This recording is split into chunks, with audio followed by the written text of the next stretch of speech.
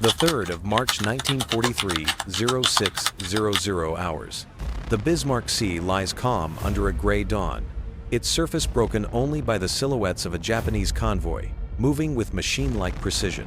On the bridge of his flagship, Rear Admiral Masatomi Kimura watches 8 destroyers, shepherd 8 fully loaded transports, the lifeline of the 51st Division bound for Leh. To his eye, nothing seems extraordinary. This is the same route Japanese ships have traveled for over a year without serious challenge. Yet beneath the surface, calm fate coils like a spring waiting to strike. The scene carries a sharp contradiction. Kimura sees order and confidence, but hidden in that confidence is arrogance, born of victories at Pearl Harbor and the Java Sea, born of the belief that no American bomber could hit moving ships with any consistency. Japanese sailors sip tea, their laughter carried on the salt wind, convinced the Empire still owns these waters. What they do not know is that across the sea, in rough Australian workshops, American mechanics have turned medium bombers into predators no Japanese officer has ever imagined. Kimura himself is a man of discipline, hardened by decades at sea, trusting doctrine and steel to carry him through.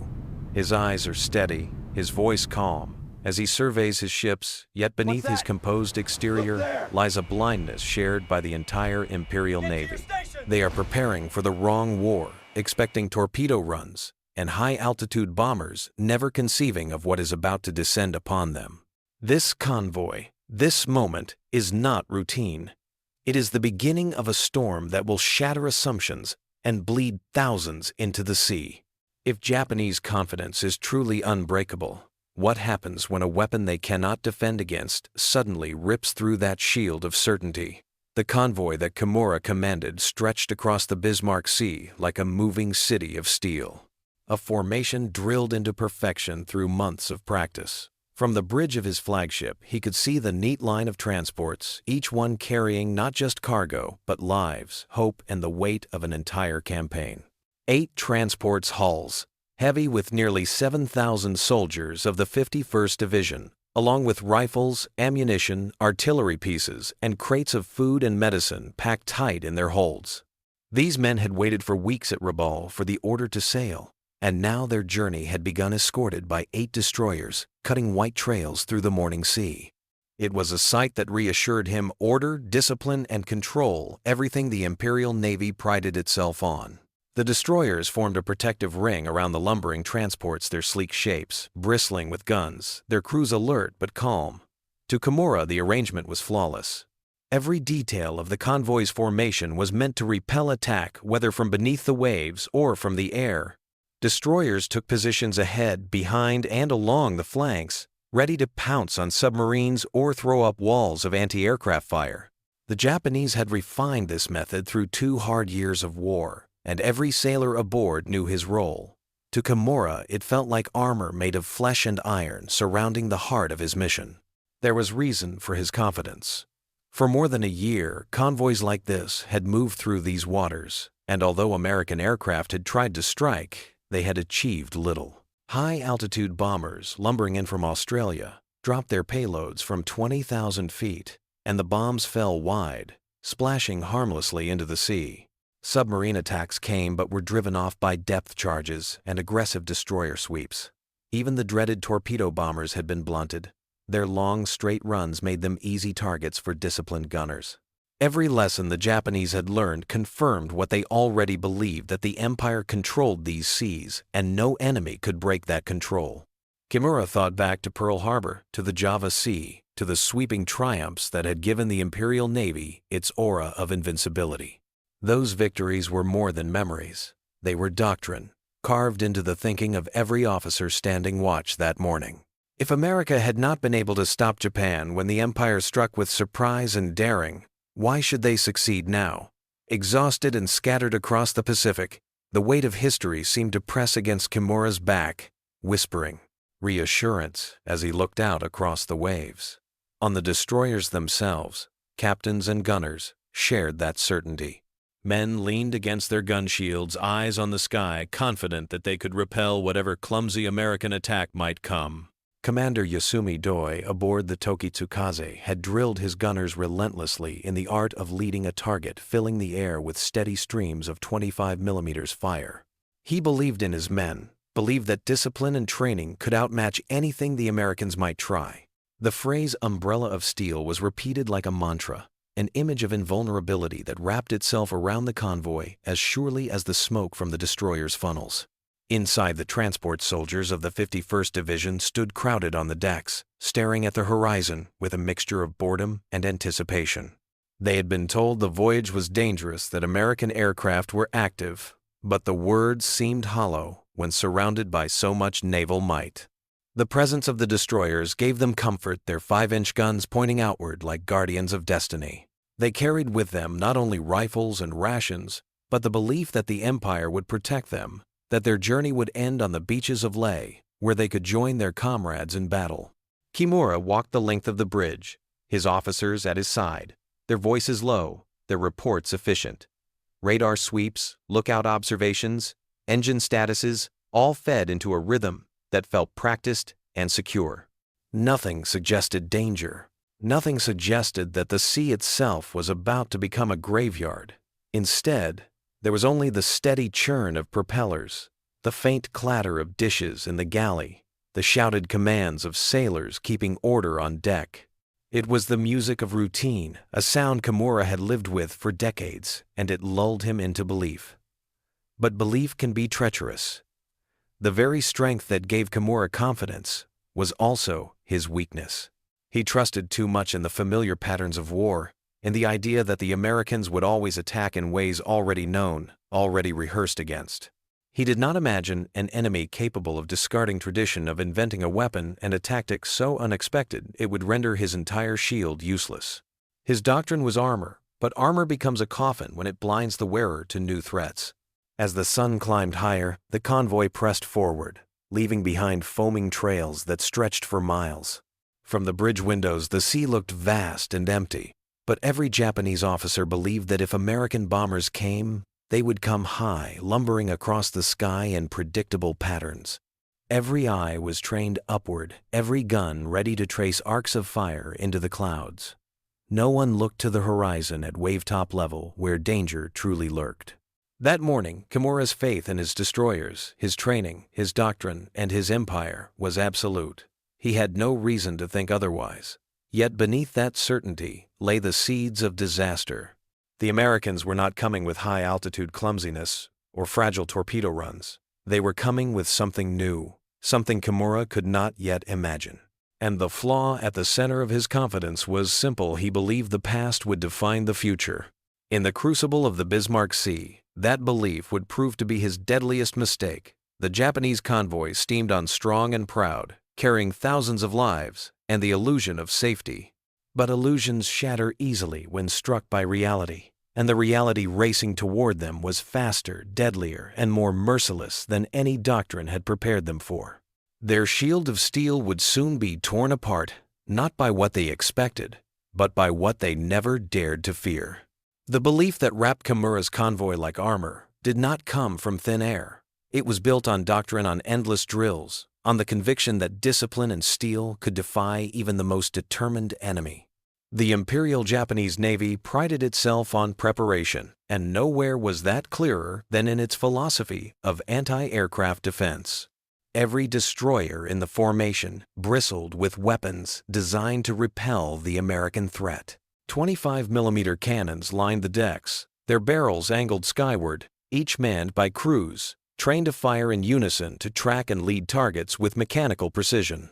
Alongside them, 13mm machine guns stood ready to fill the sky with streams of tracer fire, a curtain meant to blind and break the will of any pilot foolish enough to descend within range.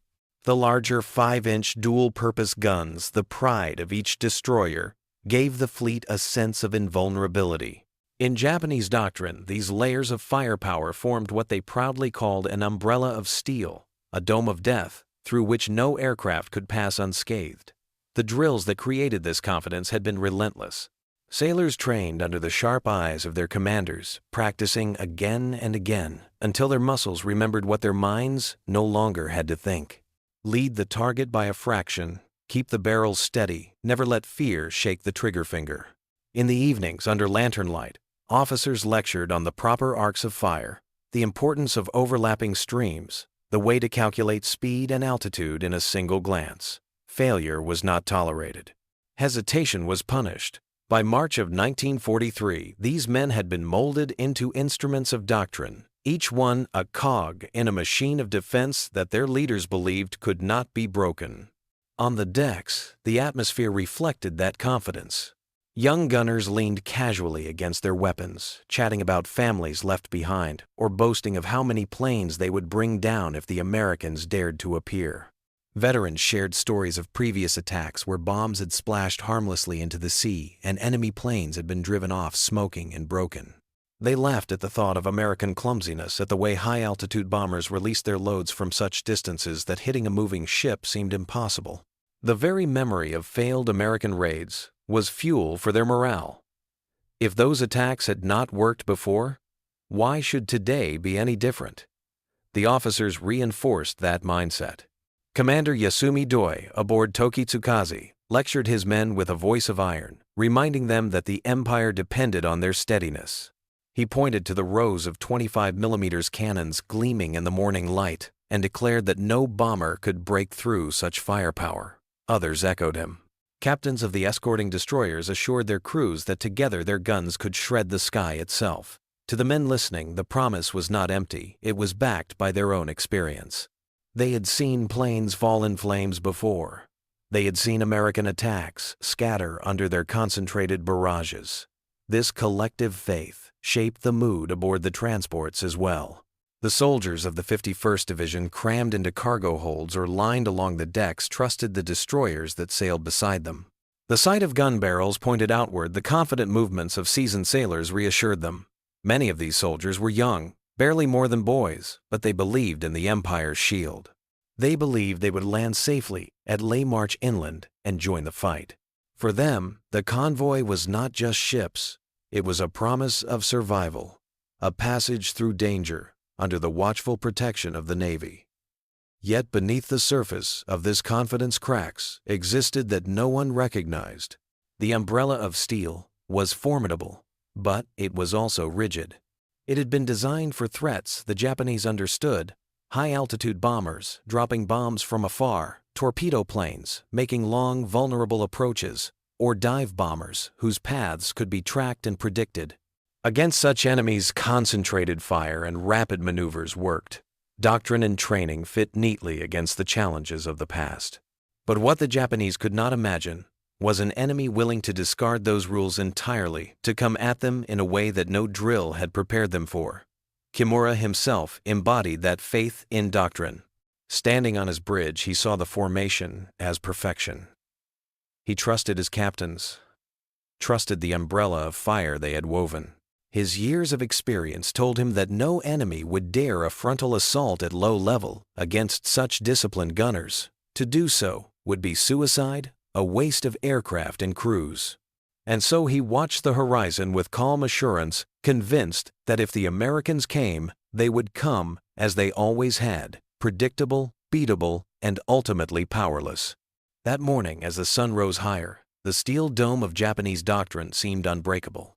The transports plowed ahead, their decks crowded with men who joked and smoked cigarettes, confident their voyage was shielded by the Empire's might. The destroyers cut sharp lines through the water, their crews scanning the skies, fingers itching on triggers, ready to unleash the practiced fury of their guns. It was a portrait of preparation, of confidence so absolute it had hardened into arrogance. But the sea is merciless to those who trust too deeply in yesterday's victories. The umbrella of steel was a shield against the past, not the future. The drills that gave these sailors confidence had blinded them to what was coming. Every man aboard believed they were ready, that the Empire's shield would hold as it always had. They had no reason to doubt, no warning to suspect that across the sea their enemy was crafting something entirely new. A weapon and a tactic their doctrine could not touch. And so the convoy steamed on, wrapped in certainty, bristling with guns, prepared for a battle that would never arrive in the form they expected. They believed themselves safe under their steel canopy. Yet in truth they were walking straight into an ambush, born not of brute force but of imagination, of innovation. The flaw in their confidence was invisible, but fatal. While the Japanese looked to the sky waiting for high-altitude bombers and lumbering torpedo planes, another story was unfolding across the horizon. In rough Australian workshops, American crews had transformed their bombers into something entirely different, something designed not to fear the umbrella of steel, but to tear straight through it. And as Kimura's ships pushed deeper into the Bismarck Sea, that storm was gathering, ready to break upon them. In the calm before the onslaught, the Japanese still believed in their shield. But on the other side of the sea, the Americans were preparing to prove that belief, a deadly illusion. The sky above the convoy darkened with the sudden appearance of American bombers, and just as doctrine had predicted, they came high. B-17 flying fortresses appeared first, their massive forms glinting in the morning sun as they leveled out for their bombing runs. To the Japanese gunners, this was the familiar threat, the very scenario they had trained for. Alarms sounded, orders barked, and instantly the umbrella of steel came alive. 5-inch dual-purpose guns thundered, sending shells skyward in thunderclaps, while the 25mm cannons rattled furiously, stitching arcs of tracer fire through the air. Lookouts screamed altitude, and range gun crews adjusted their sights, and the sky filled with black puffs of exploding flak. The Japanese were performing exactly as they had been taught, confident that once again their firepower would scatter the clumsy giants overhead. But the B-17 seconds were never meant to be the killing blow. They were bait sacrificial decoys sent to draw every gun barrel upward to blind the Japanese with their own doctrine. While the sky thundered with anti-aircraft fire, while every sailor's eyes strained upward, the true danger skimmed the horizon at wave-top height. From the southwest, hugging the ocean so low that their propeller wash churned the water into white spray, came the modified B-25 Mitchells and their Australian allies in Beaufighters. They appeared suddenly, like predators rising from the sea, their engines roaring at full throttle noses, bristling with black holes that hid death within. The first Japanese lookouts to spot them shouted in confusion, their voices barely audible over the din of anti-aircraft fire aimed at the clouds. At first, sailors could not comprehend what they were seeing. Bombers did not fly this low.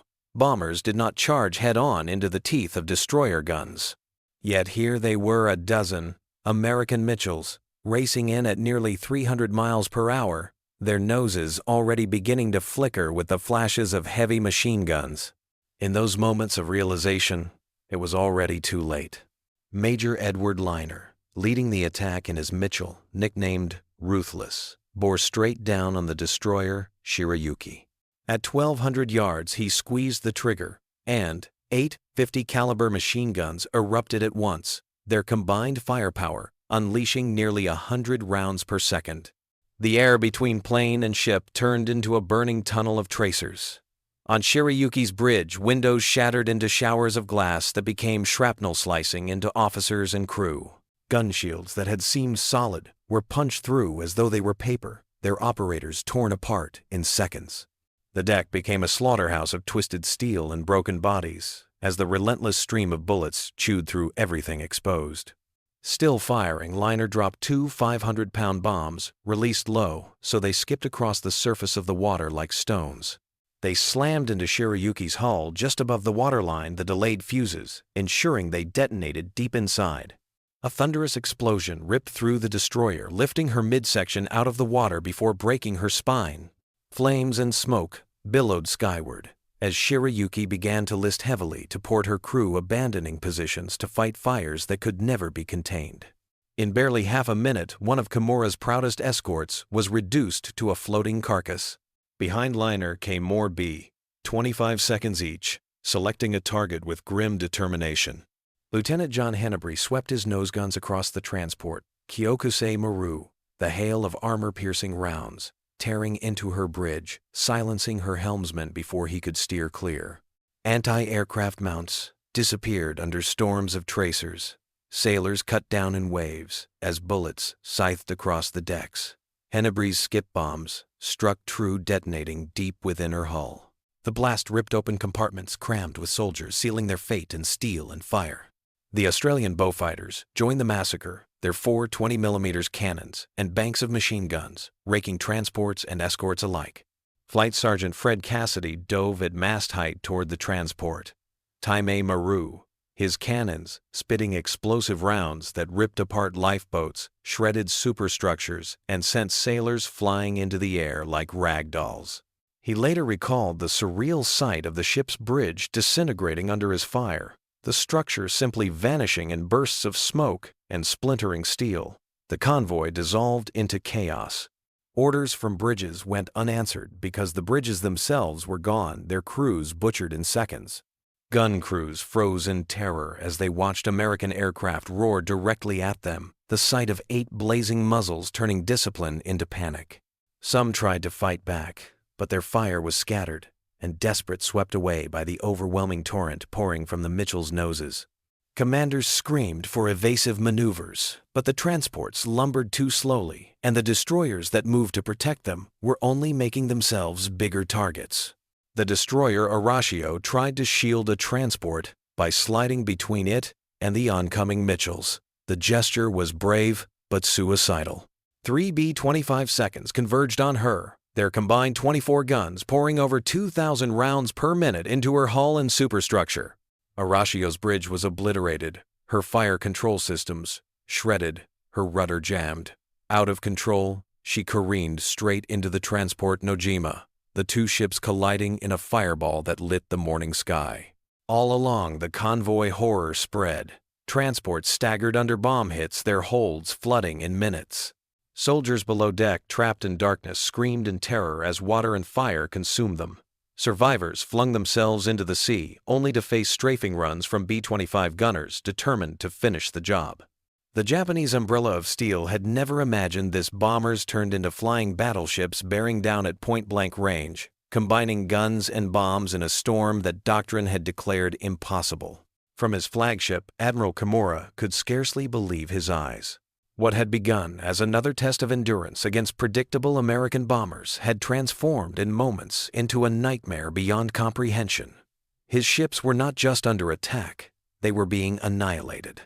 The shield he trusted had shattered not slowly but all at once, torn apart by a kind of warfare no Japanese officer had prepared for. In less than 15 minutes, the sea that had seemed calm and obedient was a cauldron of fire, twisted wreckage, and bodies drifting in burning oil. The air reeked of smoke and cordite, the screams of the dying rising above the roar of engines and the thunder of explosions. And as the Americans peeled away to line up for another pass, one truth became clear. The convoy, once deemed untouchable, was collapsing before Kimura's eyes. Only moments earlier, Japanese sailors had joked on deck, confident in their invulnerability. Now those same decks were slick with blood, their guns silent, their captains gone. The invincible had become the helpless, the shield of steel turned to ruin. And as the flames spread and the transports listed, the fate of the convoy was sealed. In only a few minutes, what had been a proud formation of ships became a graveyard at sea. The storm unleashed over the Bismarck Sea had begun, and nothing would stop it until the entire convoy lay in ruins. In the chaos of smoke and fire, the lesson was brutal and undeniable. Japanese confidence had met American innovation, and it was being destroyed ship by ship, man by man. Only minutes into the assault, the convoy, once considered untouchable, was already falling apart, plunging headlong into disaster. The first thunderclap of the attack came from above, exactly where the Japanese expected it. High in the pale sky, the B-17 flying fortresses lumbered into their runs, wings steady as bombs tumbled downward. Sirens howled aboard the destroyers, gunners barked range and altitude, and the umbrella of steel came alive with terrifying force. 5-inch guns boomed, sending shockwaves through the decks. The rapid chatter of 25mm cannons rattled in bursts so dense that the air itself seemed to vibrate with their fury. Black blossoms of flak bloomed around the fortresses, tracers stitched the heavens, and Japanese sailors shouted with a grim confidence. This was the war they knew, predictable targets high above, vulnerable to discipline and firepower. The sky turned into a storm of explosions and smoke, and every eye locked upward. But while every barrel strained skyward, while every lookout scanned, The high cloud's death approached unseen, racing low along the horizon. From the southwest, hugging the sea so close that their propellers kicked up rooster tails of spray, came the real blow. The modified B-25 Mitchells and the Australian Beaufighters appeared in silence, at first dark shapes gliding over the water. Then the roar hit engines straining at full power, and with it the flicker of muzzle flashes from their noses. For a heartbeat, Japanese sailors froze, unable to comprehend what they were seeing. Bombers did not come this low. Bombers did not charge head-on like this. Yet here they were, an entire wave of machines transformed into flying gunships. The first burst tore into the destroyer Shirayuki. Major Edward Liner, flying the lead Mitchell Ruthless, opened fire at 1,200 yards. 8 heavy, 50 caliber machine guns lit up at once, their tracers forming solid beams of fire that reached across the sea like blades. The bridge of Shirayuki disintegrated under the torrent glass and steel, exploding outward, cutting down officers and signalmen in an instant. Gun crews crouched behind their shields found no protection. The armor was thin, the rounds punched through like paper, shredding men at their posts. Blood and fire sprayed across the deck as the destroyer's voice of command was silenced in seconds. Liner pressed forward, holding the trigger, pouring hundreds of rounds into the superstructure. Then, with a sharp pull, he released 2 500-pound bombs at wave-top height. They skipped across the water like stones, slammed into Shirayuki's side, and vanished beneath her hull before detonating. The explosion ripped the destroyer apart from within, lifting her midsection clear of the water and breaking her back. In moments, flames engulfed her decks, her hull rolling to port as men screamed and scrambled into the sea. One proud escort had been gutted in less than a minute. Behind Liner, other Mitchells lined up their prey. Lieutenant John Hennebrey's guns ripped into the transport, Kyokusei Maru, the barrage sweeping bow to stern, slaughtering gunners, tearing lifeboats to splinters, hammering through the bridge until the helmsman lay dead across the wheel. His bombs skipped and slammed into her hull, detonating below decks where hundreds of soldiers were crammed shoulder to shoulder. The ship convulsed as compartments flooded and bodies were hurled against steel walls. Survivors who leapt into the water found themselves strafed by turret gunners, the sea turning red around them. The Beaufighters joined the frenzy.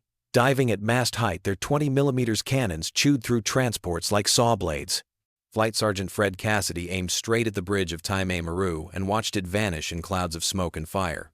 Sailors were hurled into the air, torn apart mid-flight. His rounds raked along the deck, shattering lifeboats, exploding fuel drums, igniting the very planks under men's boots. He pulled away low, the wreck behind him vomiting flame into the sky. All across the convoy, chaos reigned. Orders went unanswered because the officers who might give them were dead or dying. Gun crews broke their discipline, shredded by the horror of watching comrades cut to pieces before they could fire a shot. Transports lurched as helmsmen were killed at their wheels. Destroyers tried to maneuver into protective screens, but each one became a priority. Target their bridges, obliterated in storms of bullets, their rudders jammed, or their hulls torn open by bombs that skipped and struck true. The destroyer Arashio attempted to shield the transport Nojima, a gesture of sacrifice. 3 Mitchells converged their combined 24 guns, unleashing a storm so dense it ripped the superstructure into ribbons. Fire control vanished in a burst of sparks and screams. Rudder-locked Arashio veered helplessly, slamming broadside into Nojima. Fire leapt between the ships as ammunition cooked off, and the 2 vessels burned together, a funeral pyre on the open sea.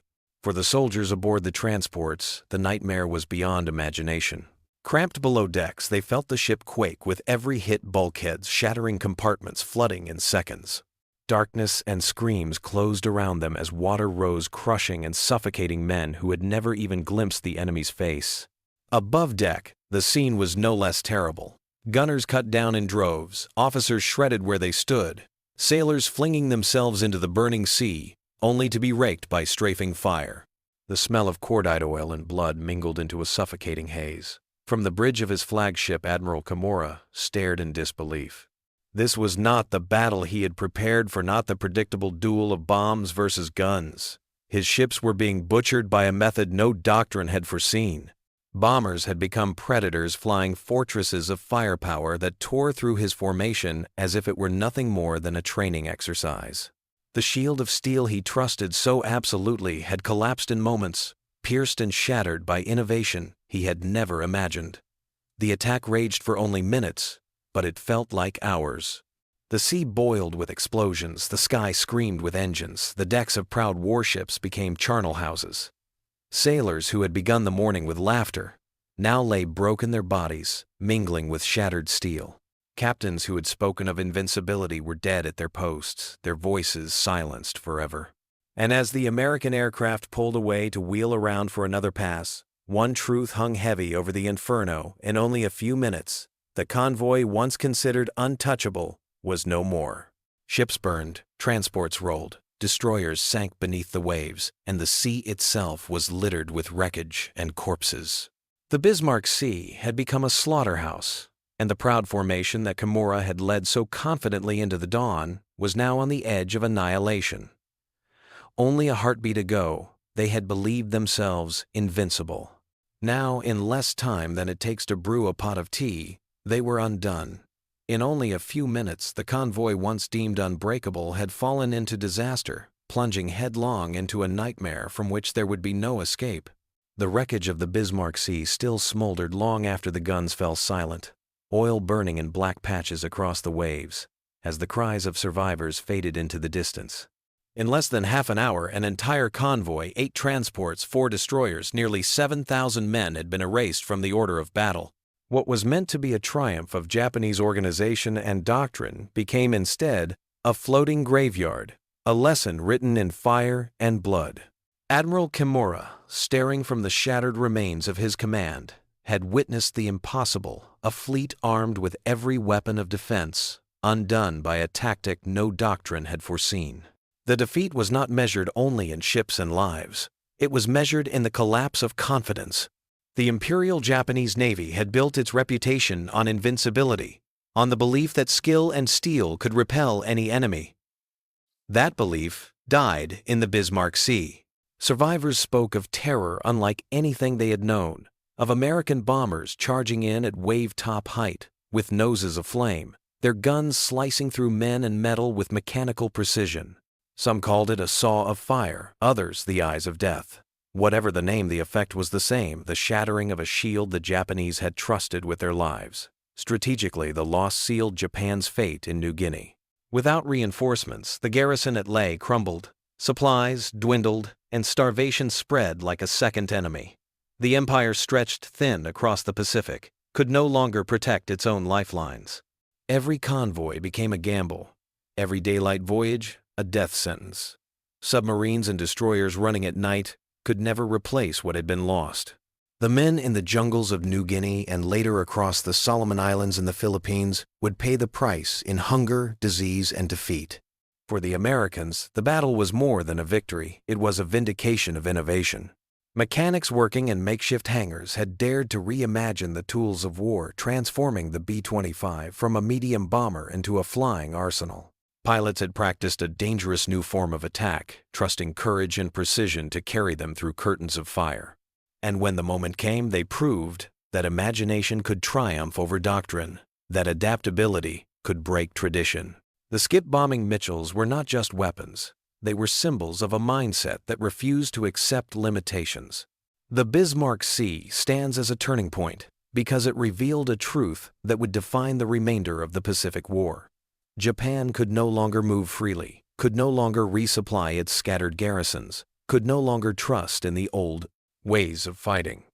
The ocean that had once carried the empire's ambitions now became its prison, patrolled by American aircraft that struck without warning, without mercy. History remembers the battle not for its length, it lasted minutes, but for its consequences. It marked the death of Japanese offensive capability, the beginning of a slow suffocation that no amount of bravery could undo. The ships that burned and sank were not only transports and destroyers, they were the Empire's last hope of sustaining its reach. In the end, the Bismarck Sea was not just a battlefield. It was a crucible of change, where arrogance collided with innovation and was destroyed. The flames that consumed Kimura's convoy lit a truth that echoed across the Pacific in modern war. Survival belongs not to the strongest, but to the most adaptable. And in that truth lay the beginning of Japan's end.